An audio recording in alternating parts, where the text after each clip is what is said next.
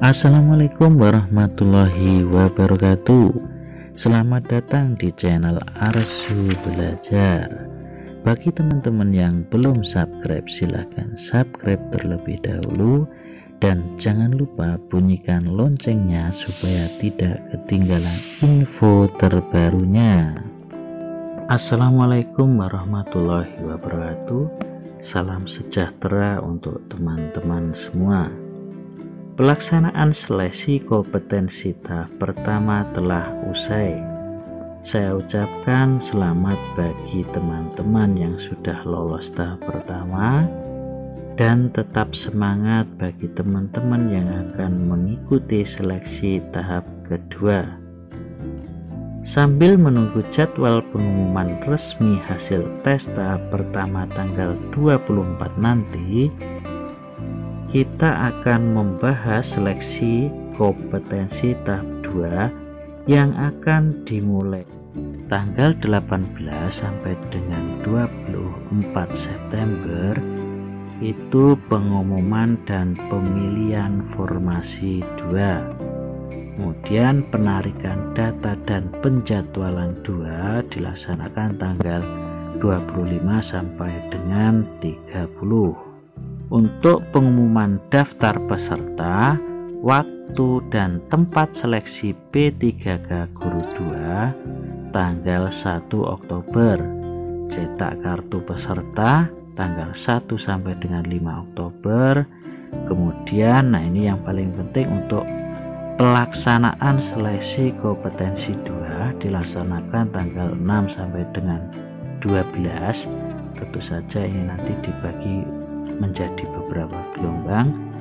Kemudian untuk pengolahan nilai itu tanggal 13 sampai dengan 17, pengumuman hasilnya tanggal 18, masa sanggah 2 tanggal 18 sampai dengan 20, dan jawab sanggah 2 tanggal 18 sampai dengan 27. Kemudian pengumuman pasca masa sanggah itu tanggal 27 Oktober 2021.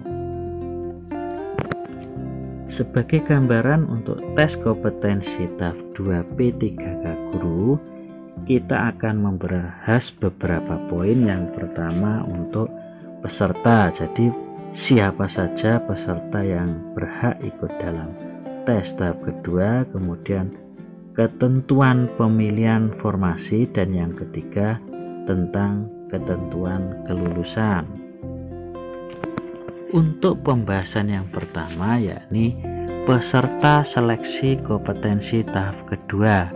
Siapa saja yang berhak ikut dalam seleksi tahap kedua? Yang pertama itu guru honorer sekolah negeri. Kemudian yang kedua honorer THK 2. Yang ketiga guru honorer sekolah swasta, dan yang keempat lulusan PPG. Sebagai acuan peserta untuk seleksi kompetensi tahap kedua, yakni Permenpan RB nomor 28 tahun 2021 pasal 33. 1. Pelamaran untuk seleksi kompetensi 2 dapat diikuti pelamar dengan kriteria sebagai berikut. A. Pelamar dari THK 2 yang tidak lulus seleksi kompetensi 1.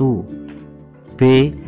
Guru non-ASN yang terdaftar di Dapodik yang tidak lulus seleksi kompetensi 1. Kemudian C. Guru swasta yang terdaftar di Dapodik, dan D. lulusan PPG. Jadi untuk poin A dan B itu teman-teman kita yang belum lolos dari tahap pertama. Kemudian poin C dan D itu teman-teman kita yang pertama kali bisa mengikuti tes seleksi P3 ini. Nah teman-teman, ini adalah simulasi untuk teman-teman kita. Bagi yang belum lolos tahap 1 itu berhak memilih ulang formasi. Jadi untuk poin teman kita dengan gambar nomor 1 itu guru honorer sekolah negeri, dan 2 honorer THK 2. simulasinya di SDN 1 itu terdapat 1 formasi dan 1 honorer atas nama teman kita Andi dan ternyata tidak lulus. Maka teman kita ini memilih ulang formasinya untuk yang tahap kedua. Jika sekolahnya masih terdapat formasi, Andi ini masih bisa memilih sekolahnya. Namun jika sekolah tersebut sudah terisi, berarti Andi harus mengikuti tes di sekolah lain. Selanjutnya di SDN 2 memiliki 1 formasi dan terdapat 2 honorer atas nama Bambang dan Ceria, di mana Bambang ini lolos tahap pertama sedangkan teman kita Ceria gagal tahap pertama. Artinya di SDN 2 formasi sudah terisi. Selanjutnya Ceria harus memilih ulang formasi di sekolah lain. Kemudian untuk yang ketiga di SDN 3 terdapat 1 formasi dan 2 pelamar, yakni di mana keduanya tidak lulus tahap pertama. Untuk tahap kedua, mereka bisa mendaftar lagi di sekolah tersebut jika belum terisi formasinya, atau juga bisa mendaftar di sekolah lain.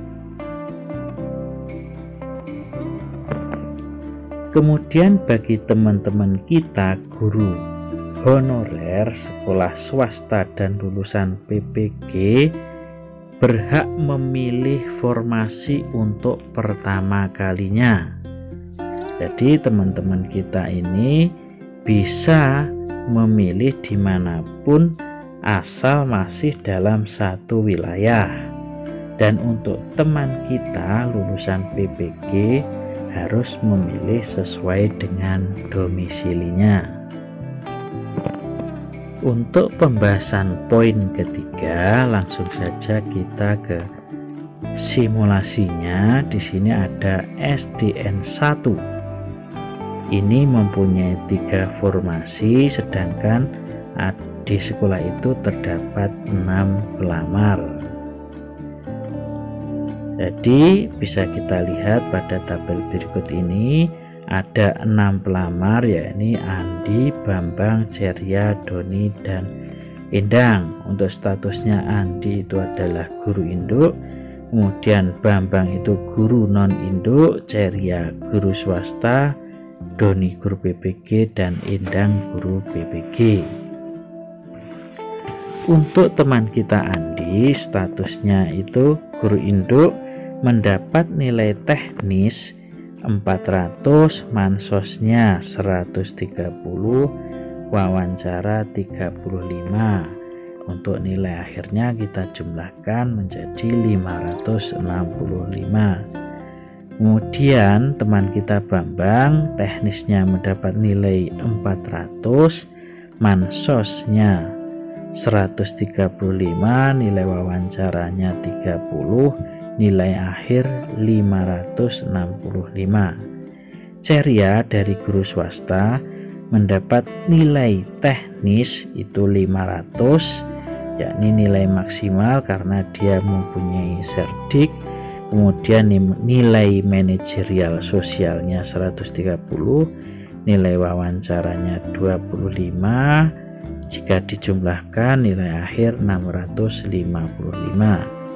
Kemudian Doni nilai teknisnya 500, berarti ini serdik, kemudian mansosnya 120, wawancara 20, nilai akhir 640. Dan yang terakhir teman kita Endang, guru PPG, mempunyai serdik nilai teknis 500, mansosnya 135, wawancara 25, nilai akhir 660. Kemudian dari kelima teman kita, siapakah yang lolos dalam ujian tes tahap yang kedua? Perlu kita ingat kembali teman-teman bahwa untuk poin pertama, pasal 34 pelamar pada seleksi kompetensi 2 dinyatakan lulus jika nilai yang diperoleh memenuhi nilai ambang batas sebagaimana dimaksud pasal 27 dan berperingkat terbaik. Nah, ini teman-teman, untuk jadi dasar awalnya berarti apa? Nilai ambang batas itu harus memenuhi passing grade. Jadi yang pertama kali kita harus cek dulu nilai ambang batasnya. Untuk nilai teknis itu 320, manajerial sosial itu 130, kemudian wawancara nilai ambang batasnya 24. Untuk teman kita Andi teknis 400, berarti ini masuk sesuai nilai teknisnya sudah masuk. Kemudian mansos 130 masuk, wawancara 35 sudah di atas passing grade. Nah, berarti Andi ini secara passing grade semua sudah masuk. Kemudian untuk teman kita Bambang teknis 400 masuk, mansosnya 135 ya, di atas passing grade. Kemudian wawancara 30 sudah di atas passing grade. Kemudian untuk teman kita Ceria teknisnya 500 masuk, mansos 130 masuk, wawancara 25 sudah masuk, nilai akhirnya 655. Kemudian Doni dari grup BPG nilai teknisnya 500 masuk, mansosnya 120.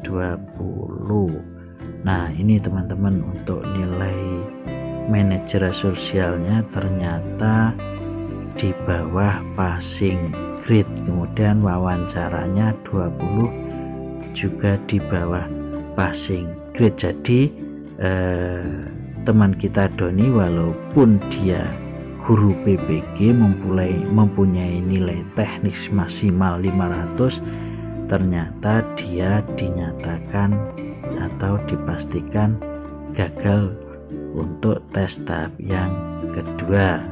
Kemudian Indang nilai teknis 500 masuk, mansos 135 masuk, wawancara 25 masuk. Nah, teman-teman, selanjutnya tampilannya seperti ini. Untuk teman kita Doni sudah gagal, berarti hanya terdiri dari 4 teman kita yang sesuai dengan passing grade, yaitu Andi, Bambang, Ceria, dan Indang untuk memperebutkan 3 formasi. Kemudian setelah semua sudah di atas passing grade, apalagi yang menjadi pertimbangan, yaitu ini berperingkat terbaik. Jadi nah, ini untuk yang pertama nilai tertinggi 660 teman kita Indang, berarti ini rankingnya yang pertama. Kemudian yang kedua 655 teman kita Ceria, berarti ranking kedua. Selanjutnya nilai akhirnya sama 565 antara Andi dan Bambang. Nah, ini peringkatnya gimana?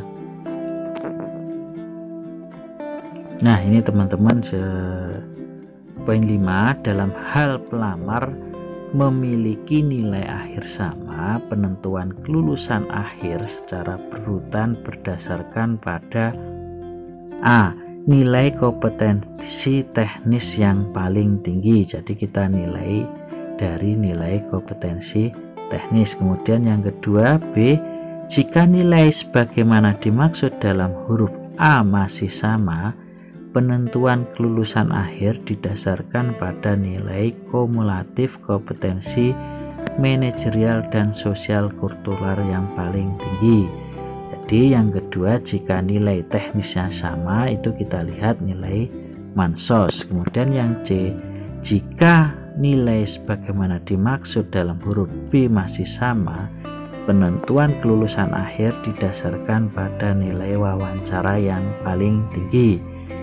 Kemudian D, jika nilai sebagaimana dimaksud dalam huruf C masih sama, penentuan kelulusan akhir didasarkan pada usia paling tinggi. Nah, teman-teman, berdasarkan itu kita bisa cek untuk yang pertama nilai teknis sama, Andi dan Bambang 400, kemudian mansosnya Andi 130, Bambang 135. Nah, di sini teman-teman, dari nilai mansos ini dapat kita ambil kesimpulan Bambang nilainya lebih tinggi, jadi untuk teman kita Bambang ini kita nyatakan lulus atau peringkat ketiga, sedangkan teman kita Andi gagal, kalah di nilai mansos. Nah, demikian tadi teman-teman video kali ini untuk contoh simulasi nilai seperti kejadian yang mungkin saja terjadi di kelas teman-teman. Itu nanti akan kita bahas di video selanjutnya. Saya akhiri, wassalamualaikum warahmatullahi wabarakatuh.